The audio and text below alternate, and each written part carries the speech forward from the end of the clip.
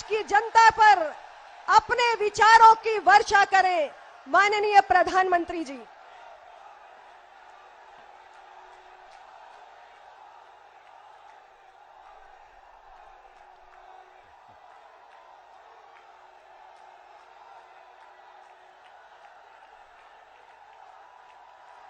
नमस्कार। तीर्थराज प्रयागराज और थेवा कला के लिए प्रसिद्ध प्रतापगढ़ के लोगों को मेरा प्रणाम। ये भूमि मर्यादा पुरुषोत्तम श्री राम और श्री निषाद राज की महान मित्रता की साक्षी है।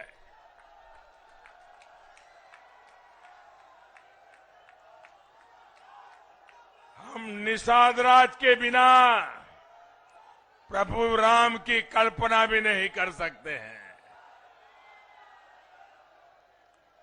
इस मिट्टी में अमर क्रांतिकारी शहीद चंद्रशेखर आजाद के बलिदान का रक्त भी मिला हुआ है। ऐसी महान भूमि और यहां के लोगों का मैं अभिनंदन करता हूं। साथियों, उत्तर प्रदेश में 4 चरणों के चुनाव हो चुके हैं। यूपी के लोग भाजपा को और भाजपा के सहयोगी हमारे इन दोनों साथियों की पार्टी को भी भरपूर आशीर्वाद दे रहे हैं। भाइयों और बहनों, 21वीं सदी का यूपी आकांक्षी है, एस्पिरेशनल है, बड़े सपने लेकर आगे बढ़ रहा है। डबल इंजन की सरकार यूपी को विकसित बनाने में दिन रात जुटी हुई है। और साथियों, 21वीं सदी के यूपी की आकांक्षाएं पूरी हो, इसमें नेतृत्व की बहुत बड़ी भूमिका है।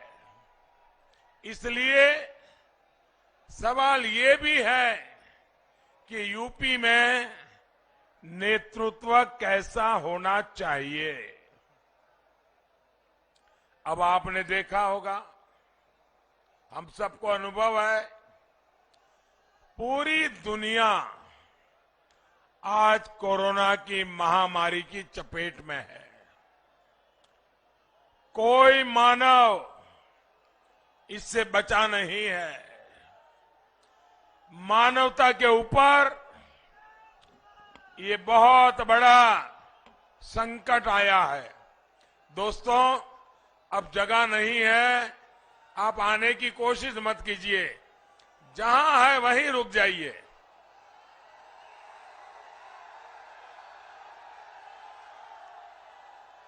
आपका प्यार, आपके आशीर्वाद के लिए मैं आपका बहुत आभारी हूं।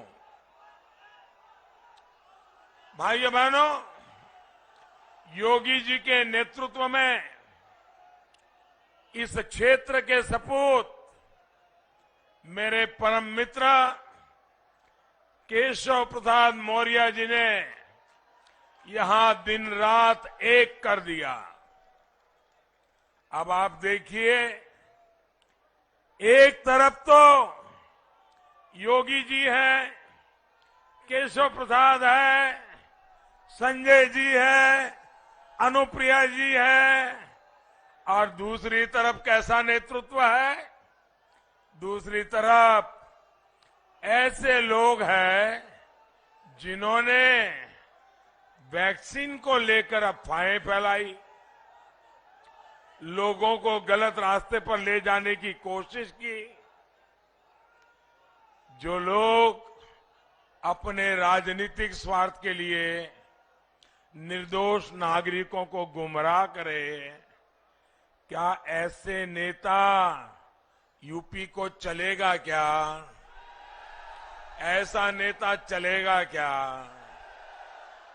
भाइयों और बहनों, प्रयागराज की प्रतिष्ठा, यहां के बुद्धिजीवी लोगों, यहां की संस्कृति, साहित्य और कला प्रेम से भी है।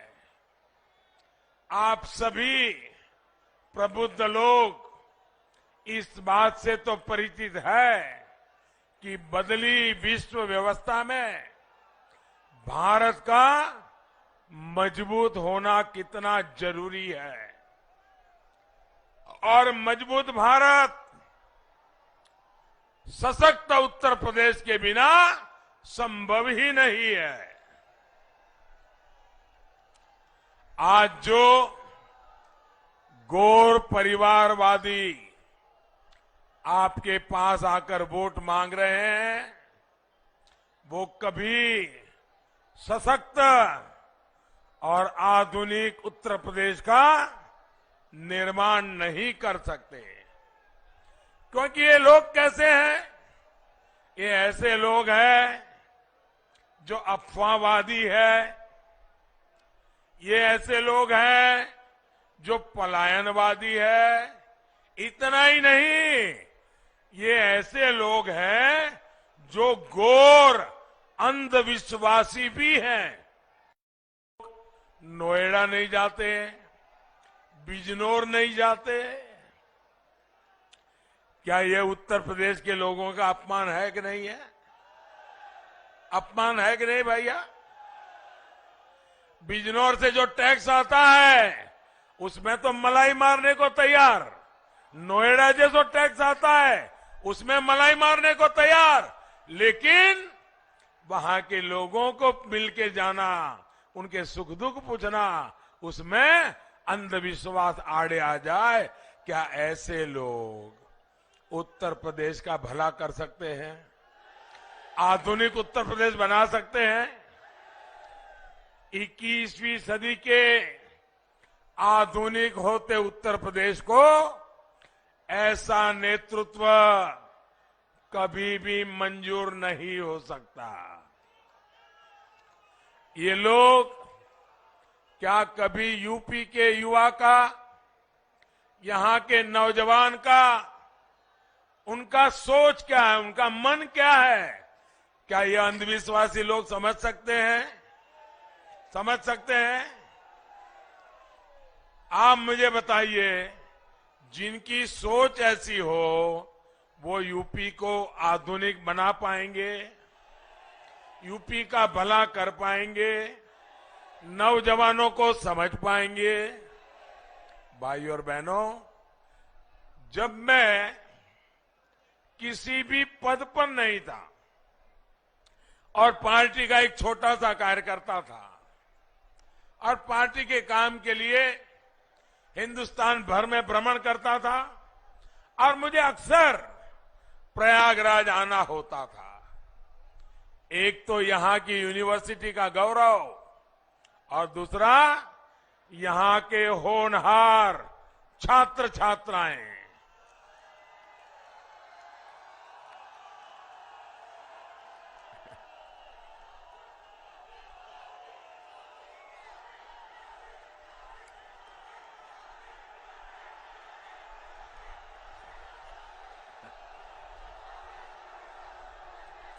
आपका ये प्यार, आपके आशीर्वाद मैं ब्याज समेत लौटाऊंगा दोस्तों। और मैं विकास करके लौटाऊंगा।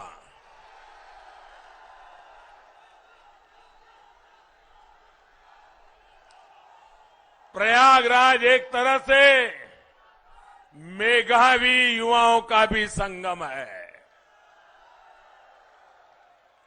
लेकिन 2017 के पहले की सरकारों ने यहां की प्रतिष्ठा को खूब ठेस पहुंचाई दोस्तों।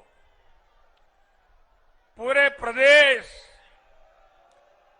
पूरे देश से जो युवा यहां आते हैं, उनसे इन गौर परिवारवादियों ने छल किया है, छल किया है।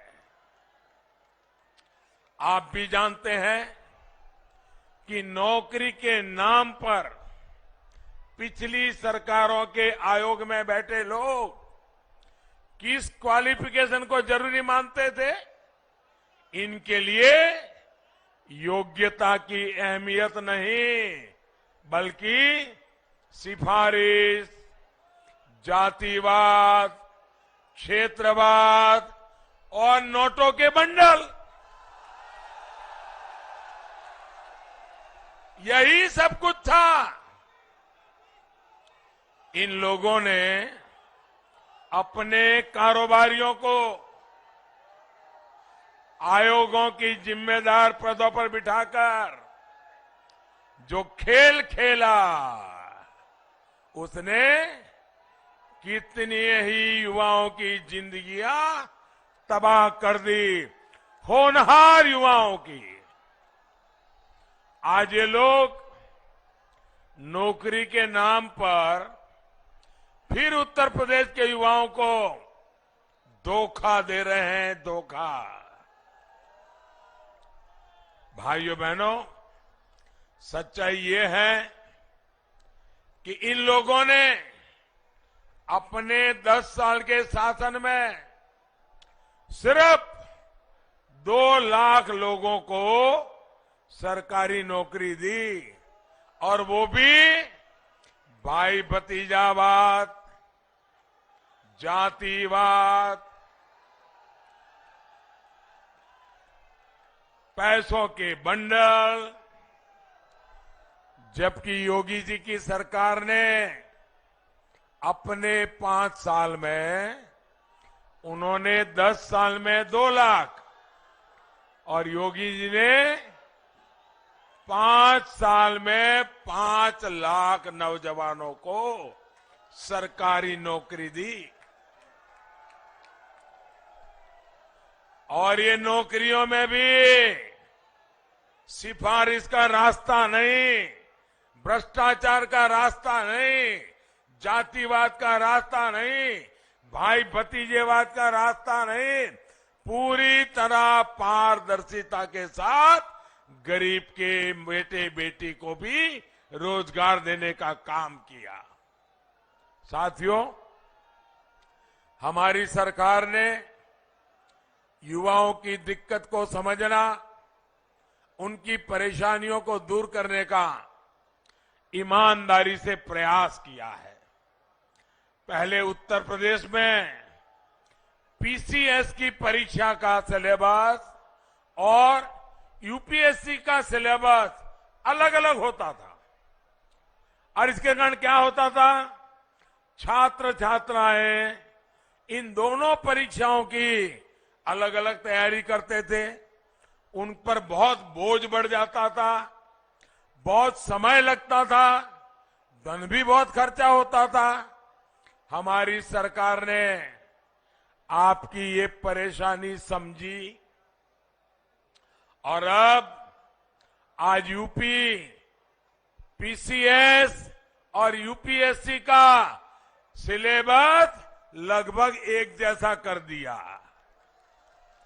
यानी एक ही मेहनत से, उतनी ही मेहनत से आप दोनों परीक्षा की तैयारी करिए, दोनों परीक्षाएं दीजिए, और आप आगे आकर के देश का भविष्य बनाइए।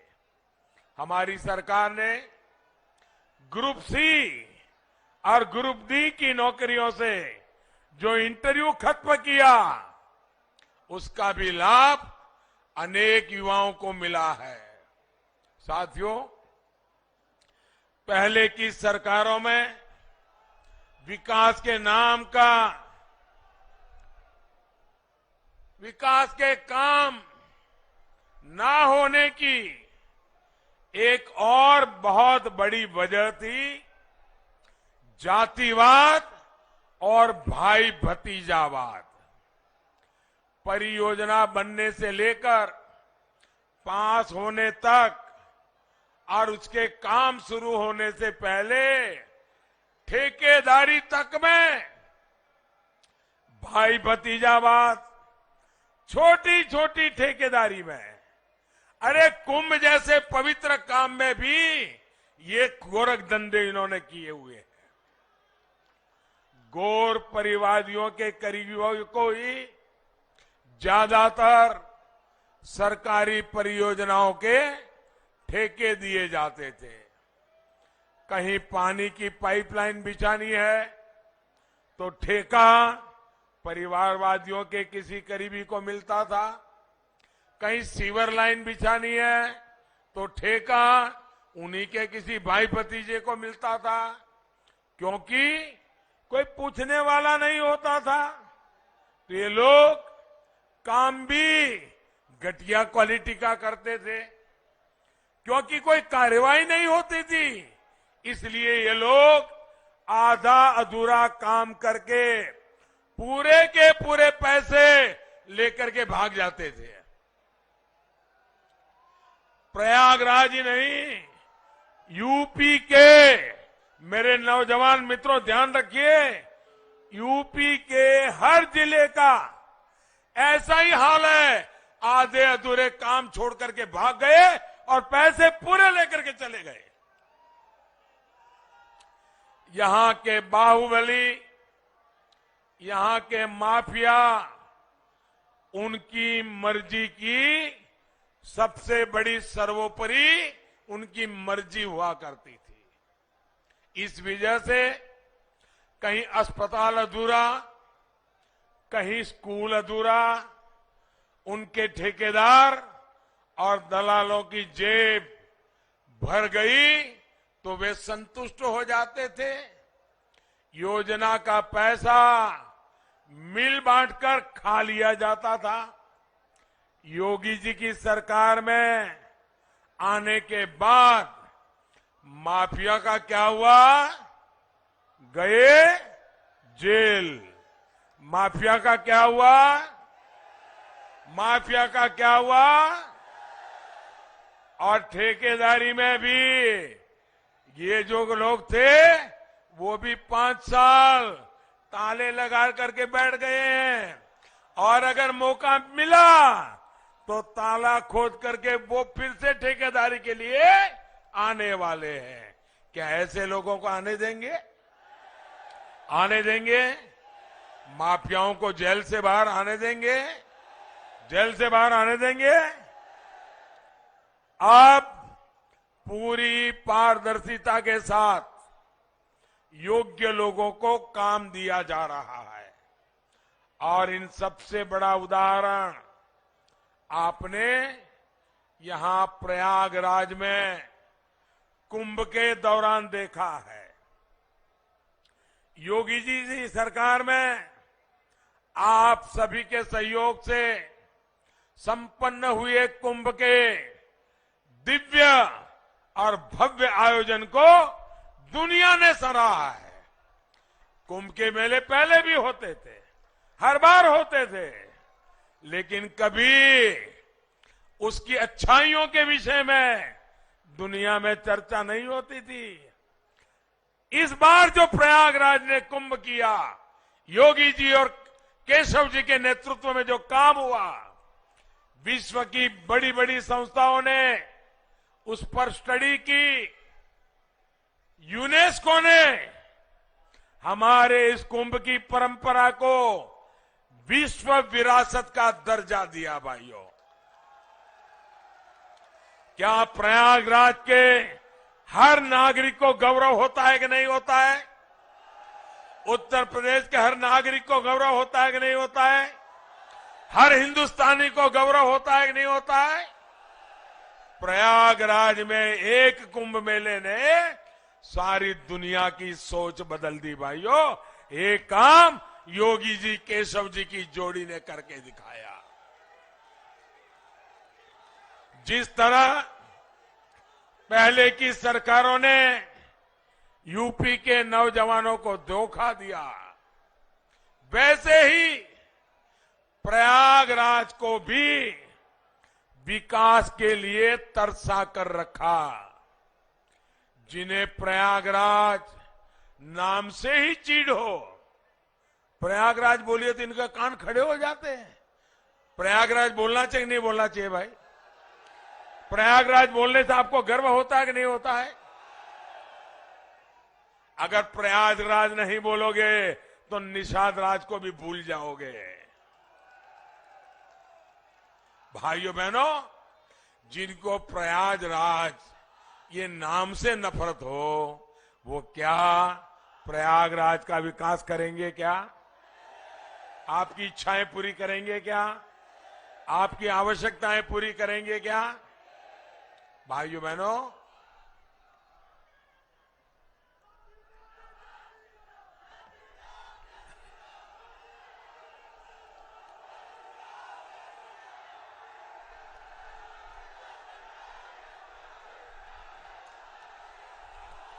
एक और ये लोग हैं, तो वहीं दूसरी तरफ भाजपा और उसके सहयोगी हैं, जिन्होंने प्रयागराज के लिए लगातार 5 साल काम किया है। भाइयों और बहनों, भाजपा की डबल इंजन सरकार ने देश की भी और उत्तर प्रदेश की भी राजनीति को एकदम बदल दिया है। इन घोर परिवारवादियों ने इतने दशकों तक संप्रदायवाद की राजनीति की, जातिवाद की राजनीति की, क्षेत्रवाद की राजनीति की। इनकी राजनीति का दायरा संकुचित है, सीमित है, संकीर्ण है। भाजपा की राजनीति का दायरा विस्तृत है, विशाल है, सर्वसमावेशी है। भाइयों बहनों, मुझे अनुप्रिया जी के पिताजी से बहुत पुराना संबंध रहा मेरा। वे सरदार पटेल के अनन्य भक्त थे। सरदार साहब के प्रति उनके मन में बड़ी श्रद्धा थी और वो हमेशा अमूल डेयरी के काम को देखने समझने के लिए आया करते थे। तो जब भी आते थे, मुझे भी उनके दर्शन का सौभाग्य मिलता था। और हर बार सोनेलाल जी जब भी आए, गरीब की बात, पिछड़ों की बात, सबके कल्याण की बात करते थे। भाइयों बहनों, मुझे जब भी हमारे संजय जी से बात करने का मौका मिला, अभी भी वो मुझे समाज के सब वर्गों की भलाई की बात कर रहे थे। भाइयों बहनों, भाजपा की राजनीति का दायरा विस्तृत है, विशाल है और जैसे अभी अनुप्रिया जी बता रही थी, सर्वसमावेशी है। इसलिए चुनाव परिणाम आने के बाद चुनाव आयोग को इन लोगों ने शुरू कर दिया है। मुझे किसी ने मैसेज दिया, बड़ा मजेदार मैसेज दिया। वो यहां की राजनीति को बराबर जानते हैं। तो उन्होंने मैसेज दिया कि मुझे लगता था कि जब 5वां चरण पूरा हो जाएगा या 6वां चरण पूरा हो जाएगा, इसके बाद ये ईवीएम को गाली देना शुरू करेंगे। लेकिन इस बार तो इन्होंने 4थे चरण में ही सुबह से ही ईवीएम को गाली देना शुरू कर दिया। जो लोग एग्जिट पोल का इंतजार करते हैं ना, मैं उनको कहता हूं एग्जिट पोल का इंतजार मत कीजिए। ये जैसे ही ईवीएम को गाली दे तो समझ लीजिए कि उनका खेल खत्म।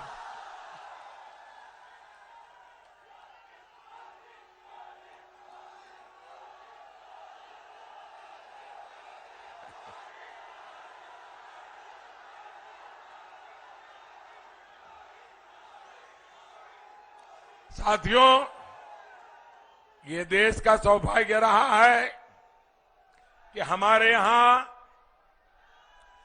गंगा जी की सफाई का अभियान सांप्रदायिकता की नजर से नहीं देखा गया। इसमें एक दृष्टि पर्यावरण की भी रही। माना गया कि चलिए पर्यावरण से जुड़ा कोई अच्छा काम हो रहा है। सांप्रदायिकता का रंग नहीं रंगा उसे। वैसे ही अयोध्या में हो रहे राम मंदिर के निर्माण को लेकर, काशी में हो रहे कार्यों को लेकर, प्रयागराज में हो रहे कामों को लेकर एक दूसरा पक्ष भी मैं आज देश के सामने रखना चाहता हूं। और ये उन लोगों के लिए जानना जरूरी है जो अयोध्या, काशी, मथुरा, प्रयागराज, केदारनाथ, बद्रीनाथ यहां हो रहे सब कामों को सांप्रदायिक नजर से देखते हैं। साथियों, अगर मैं कोरोना से पहले की बात करूं तो 2 साल पहले 2019 में मुस्लिमों के पवित्र स्थान मक्का में 2 करोड़ से ज्यादा लोग हज करने लिए, उम्रा करने के लिए गए थे। इसी तरह ईसाइयों के पवित्र स्थान वेटिकन सिटी में 2 साल पहले 2019 में करीब करीब 1 करोड़ लोग वहां के चर्च और म्यूजियम को और पोप के दर्शन करने के लिए गए थे।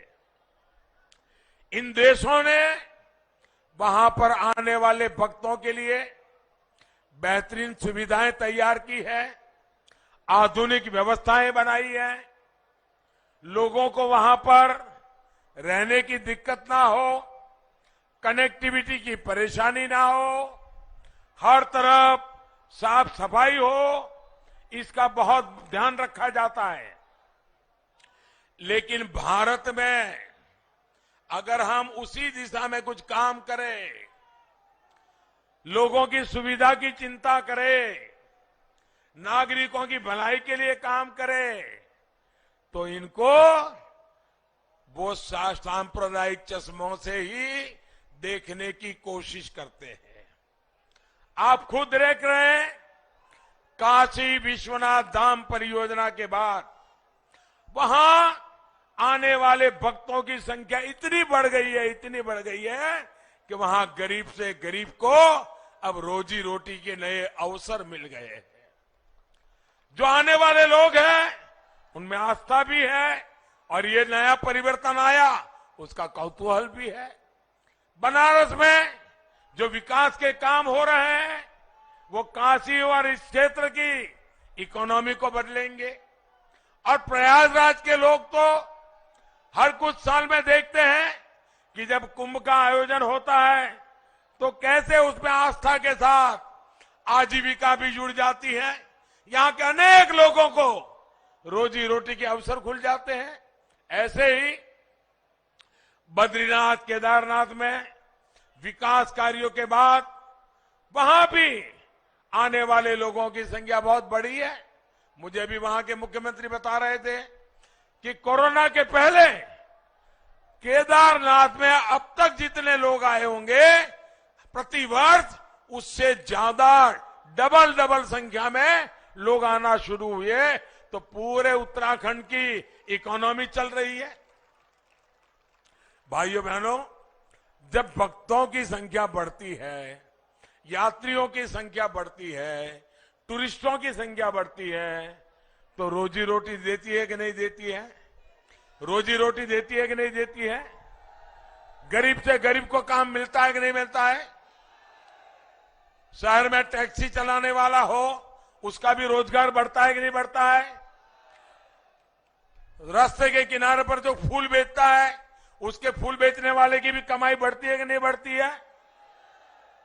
जो छोटी छोटी सराय लेता है काम करता है उसको रोजगार मिलता है कि नहीं मिलता है? जो अच्छी होटल चलाते हैं उसको रोजगार मिलता है कि नहीं मिलता है? भाइयों बहनों, जब यात्रियों की संख्या बढ़ती है तो वहां की पूरी रोजी रोटी तेज गति से बढ़ती है। हम जो काम कर रहे हैं, पूरा हिंदुस्तान अब उस तरफ आने वाला है और ये सारे स्थान आर्थिक गतिविधि का बहुत बड़ा केंद्र बनने वाला है।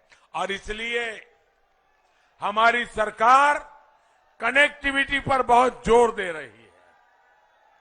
और मुझे बताया गया है कि 3 साल के भीतर ही ये जो हमारा प्रयागराज एयरपोर्ट अभी अभी बना, और हमें कम समय में बनाया, समय से पहले बना दिया। प्रयागराज एयरपोर्ट में 10 लाख से ज्यादा यात्रियों की आवाजाही हो चुकी है। भाइयों, लखनऊ और वाराणसी के बाद आज प्रदेश में ये आंकड़ा छूने वाला प्रयागराज हमारा तीसरा एयरपोर्ट बन गया है। साथियों, बात एयरवे कनेक्टिविटी की हो, हाईवे कनेक्टिविटी की हो, वाटरवे कनेक्टिविटी हो या रेलवे कनेक्टिविटी की हो, हम उत्तर प्रदेश के हर हिस्से को जोड़ना चाहते हैं। योगी जी की सरकार इसलिए ही यूपी में आधुनिक एक्सप्रेसवे बनवा रही है, नए एयरपोर्ट बनवा रही है। इन विकास कार्यों की गति ना रुके, इसके लिए डबल इंजन की सरकार बननी जरूरी है। और इसलिए आपको बीजेपी को जिताना है, इसलिए आपको अपना दल के हमारे उम्मीदवारों को जिताना है, इसलिए आपको निषाद पार्टी के हमारे उम्मीदवारों को जिताना है। और भूलना नहीं है, पहले मतदान, उसके बाद दूसरा काम। साथियों, मुझे बताइए, ऐसा तो नहीं होगा ना, इतनी बड़ी रैली हो गई, संजय जी का मार्गदर्शन मिल गया, अनुप्रिया जी का मार्गदर्शन मिल गया, मोदी जी भी आ गए, अरे अब तो जीत जाएंगे, सो जाओ, अब सो जाओ। ऐसा नहीं करोगे ना, नहीं करोगे ना? घर घर जाओगे, घर घर जाओगे, घर घर जाओगे? जरा हाथ ऊपर करके बताइए, घर घर जाओगे? मतदाताओं से मिलोगे? अच्छा, मेरा एक काम करोगे? करोगे? पक्का? देखिए, मैं चाहता हूं मेरी तरफ से इस क्षेत्र के सभी नागरिकों को मेरा प्रणाम पहुंचाएंगे, पहुंचाएंगे? उनको कहेंगे मोदी जी ने आपको नमस्ते भेजा है? पक्का कहेंगे? देखिए, आप जब उनको कहेंगे ना कि मोदी जी ने आपको प्रणाम भेजा है, ये बात जब पहुंचेगी ना, मुझे बहुत आनंद होगा भाइयों, बहुत आनंद होगा।